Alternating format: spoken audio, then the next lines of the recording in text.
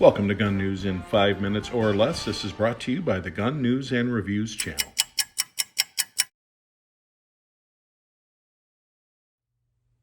Gun News and Reviews is pleased to report that the White House has withdrawn the nomination of David Chipman to lead the ATF.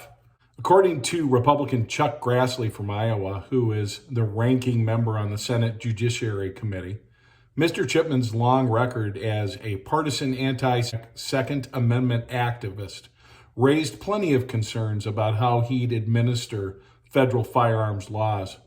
But that wasn't the only cause for concern. He goes on to say, the record he concealed from Congress, some of which remains hidden to this day, about how he treated his fellow employees while at the ATF, confirms his lack of fitness to lead the agency. Comments such as this from the Brady Group: it is hugely disappointing and unconscionable that 50 members of the U.S. Senate, as well as at least one senator who caucuses with the president's party, would deny President Biden his choice to lead the ATF.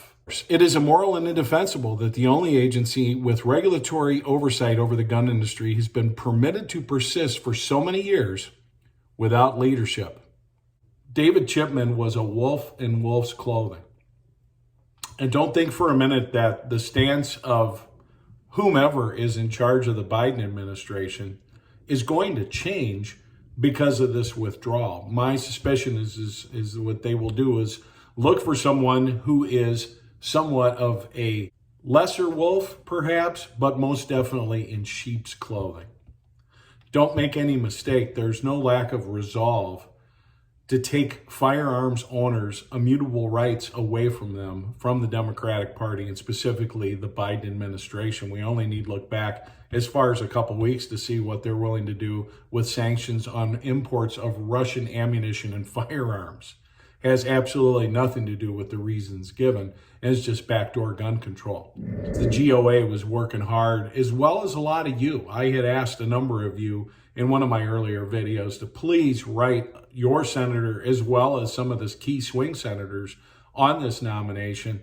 And who knows whether that had an effect or not. But if you did write your senator, as I did, it couldn't hurt.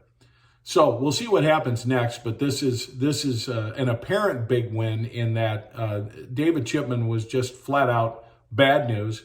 I don't think anybody that celebrates the Second Amendment would see it any other way.